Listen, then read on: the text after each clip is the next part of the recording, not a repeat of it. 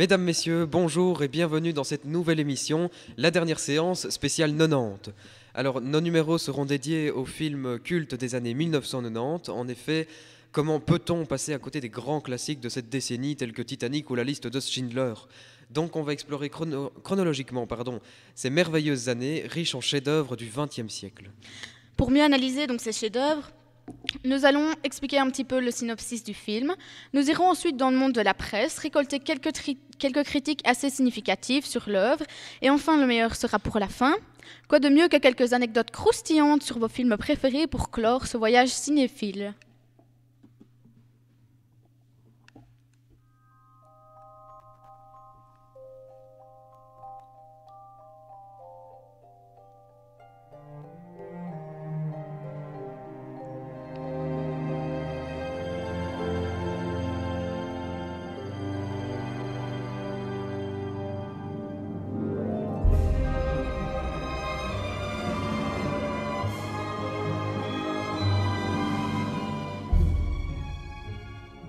Entamons directement avec un film des plus marquants de 1990. Connaissez-vous Édouard Romain d'Argent? Mais bien sûr que oui. Mais quelques rappels. Édouard, joué par Johnny Depp, n'est pas un garçon ordinaire. Créateur d'un inventeur, il a reçu un cœur pour aimer, un cerveau pour comprendre. Mais son concepteur est mort avant d'avoir pu terminer son œuvre, et Édouard se retrouve avec des lames de métal et des objets tranchants en guise de doigts. Un jour, une représentante cosmétique, Peg Boggs, jouée par Diane Wist, se présente à sa porte. Le voyant si jeune et inoffensif, elle l'emmène chez elle où il tombe amoureux de son aîné, Kim, joué par Winona Ryder. Cependant, il se laisse convaincre par le petit ami de Kim de l'aider à commettre un hold-up. Il se fait prendre et se retrouve seul à porter le chapeau de ce terrible cambriolage. Il provoque aussi involontairement la mort d'un jeune homme. Tout le quartier se retourne contre lui, même ses parents adoptifs. Alors, Édouard s'enfuit. Voilà, alors nous personnellement, on trouve que ce film est très attachant, très charmant par le jeu des acteurs et leur rôle qui est, il faut le dire, très bien interprété. Alors on n'est pas les seuls à faire des critiques positives. Le célèbre journal Cahiers du cinéma a publié en avril 1991 que ce film est un premier conte des années 90, chef d'œuvre, laissé inachevé dans une maison hantée. Édouard Romain d'Argent de Tim Burton est la confirmation d'un talent et d'une vision originale. François aussi a déclaré, je cite, « La beauté de ce film, c'est la tendresse ». Pour les anecdotes maintenant, saviez-vous que sur le tournage, un oubli aurait pu être fatal? La costumière a omis un détail lors de la création du costume de Johnny Depp. Personne n'avait en effet pensé à faire des aérations dans le costume, qui était quand même ultra corseté. Résultat, Johnny Depp a souvent tourné de l'œil pendant les premiers temps du tournage, épuisé du poids du harnais, tenant les lames et de la température qui était insupportable à l'intérieur de la combinaison.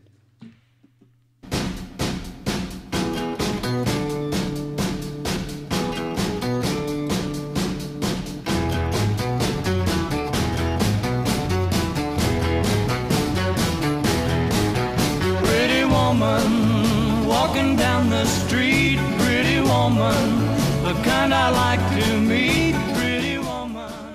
Nous avons voulu vous faire profiter de cette musique, du film culte Pretty Woman, car nous n'en parlerons pas en détail malheureusement dans cette émission.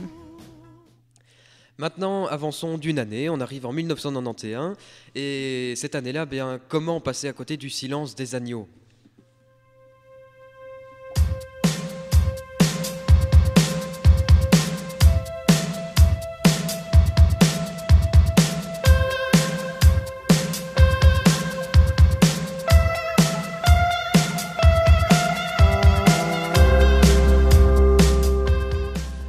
Le film Le silence des agneaux suit la mission de Clarice Starling, jouée par Jodie Foster, qui est une brillante stagiaire au FBI. Elle est appelée par son supérieur pour tenter d'interroger un psychiatre au sujet d'un de ses anciens clients, qui est un tueur en série appelé Buffalo Bill. Celui-ci a la particularité de découper la peau de ses victimes. Cet ex-psychiatre, portant le nom d'Hannibal Lecter, incarné par Anthony Hopkins, est interné dans un hôpital psychiatrique pour son cannibalisme. Clarice s'y rend donc et découvre ce docteur qui lui propose un marché. En échange des infos sur son client, Lecter demande des informations sur la vie privée de la jeune femme. Agent Starling, vous croyez pouvoir me disséquer avec ce petit instrument émoussé? Non, Je pensais que vos connaissances... Vous êtes très ambitieuse, n'est-ce pas? Vous savez que vous ressemblez avec votre sac à main et vos chaussures bon marché à une fille de ferme. Une fille de ferme endimanchée, sans le moindre bon goût. Une alimentation correcte a fait de vous une fille solide, mais vous n'êtes pas à plus d'une génération de la pauvreté crasse. Je n'ai pas raison, agent Starling. Et c'est d'origine que vous essayez désespérément de cacher. Vous venez du fond de la Virginie. Que fait votre père? Est-ce qu'il descend dans la mine? Ce film a reçu de grandes éloges, du journal Le Monde par exemple.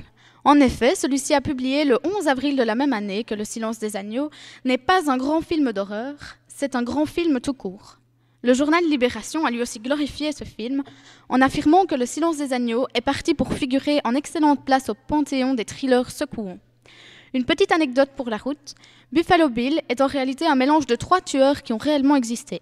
Le premier s'habillait avec la peau de ses victimes, le second utilisait un faux plâtre pour susciter la pitié des jeunes femmes, et enfin, le dernier détenait les femmes dans sa cave.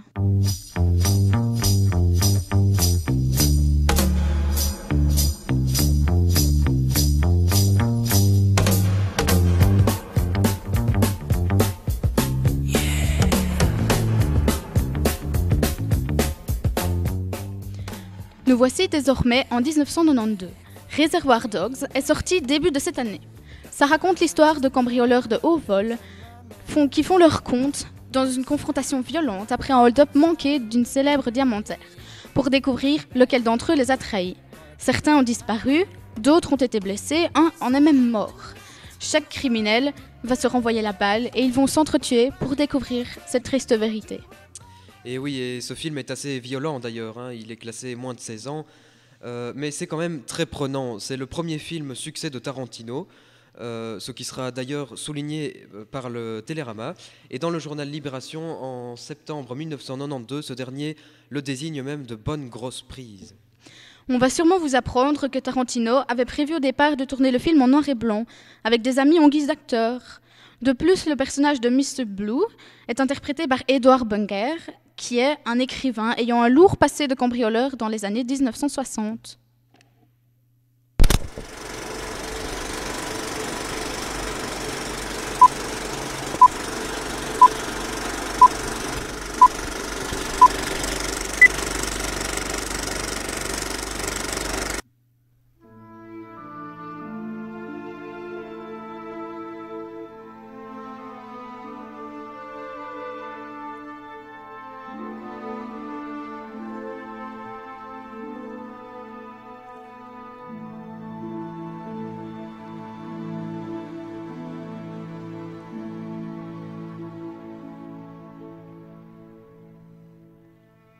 Entrons désormais en 1993. Un des plus grands films de toute l'histoire du cinéma est sorti, c'est La liste de Schindler. L'histoire se déroule en 1939. Oskar Schindler, joué par Liam Neeson, un homme d'affaires ambitieux, débarque à Cracovie. Il a pour but de faire fortune en rachetant une fabrique industrielle en faillite. Il embauche un comptable juif, Itzhak Stern, incarné par Ben Kingsley, pour s'occuper de l'usine. Alors il faut savoir qu'à cette époque, les Juifs représentaient une main-d'œuvre pas chère. Et donc, pour revenir à l'histoire, la prospérité de l'usine ne dure cependant que guère de temps, car les Juifs sont déportés dans un camp de travail forcé. Schindler tente alors de récupérer sa main-d'œuvre en se rendant au camp. Il va convaincre le commandant du camp Goth, Ralph Fiennes, de laisser les ouvriers partir. Ils doivent malgré tout rester logés au camp. C'est là que Schindler va se rendre de plus en plus compte que l'horreur que les Juifs vivent dans les camps. Le journal Libération a pu résumer en quelques mots le ressenti que l'on a pu avoir face à ce film. La liste de Schindler est un film qui nous met dans tous nos états. Tous, c'est-à-dire les pires, abattement et compassion, mais aussi les meilleurs, ceux qui donnent envie de fraternité. À propos de ce chef-d'œuvre, il y a un grand nombre de petites anecdotes, mais nous en avons sélectionné les plus marquantes. Et oui, par exemple, Spielberg, le réalisateur, a refusé de toucher un salaire en ce nom pour monter ce film. Il a également refusé de donner les rôles à des stars hollywoodiennes pour ne pas dénaturer, dit-il, le film auprès du public. Enfin, Spielberg n'a pas eu la permission de tourner son film dans les camps d'Auschwitz. Il a donc tourné dans le quartier de Kazimierz, en Cracovie. Pour les scènes du camp de la mort, cependant, ils ont tourné à l'extérieur des portes du camp sur un plateau reconstruisant les chambres comme à l'identique.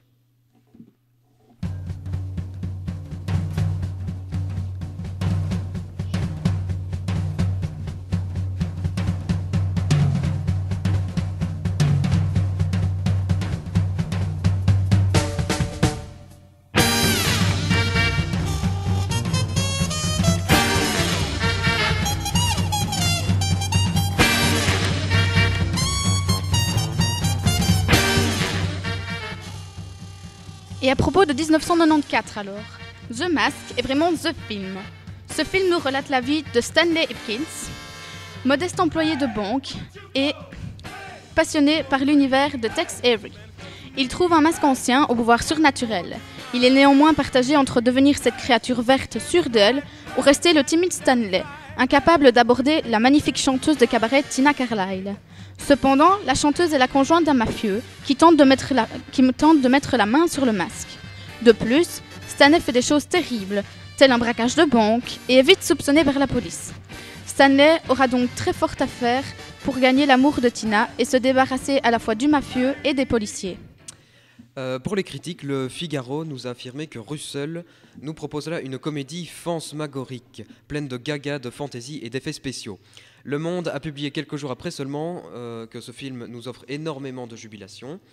À propos du petit chien qui apparaît dans le film, le chien était en fait bien dressé mais ne connaissait que les bases. Il n'arrivait pas par exemple à attraper le frisbee. Mais comme Jim Carrey avait un chien de la même race et qu'il s'entendait bien avec celui-là, eh bien l'apprentissage est devenu plus court. Comme quoi c'est parfois très utile d'avoir ces petites bêtes à quatre pattes. Alors, à propos des effets spéciaux, justement, il faut remettre les choses au clair. L'équipe du tournage qualifiait Jim Carrey d'homme élastique, car il pouvait tout faire, ce qui a permis d'économiser de l'argent sur les trucages. Splendide! Et bonjour la classe! Maintenant on va s'éclater. Pourquoi? Parce que j'ai une jeunesse de retard. Nous voici déjà au terme de notre première émission sur les années 90. Nous espérons que cela vous a plu et à bientôt dans notre prochaine émission.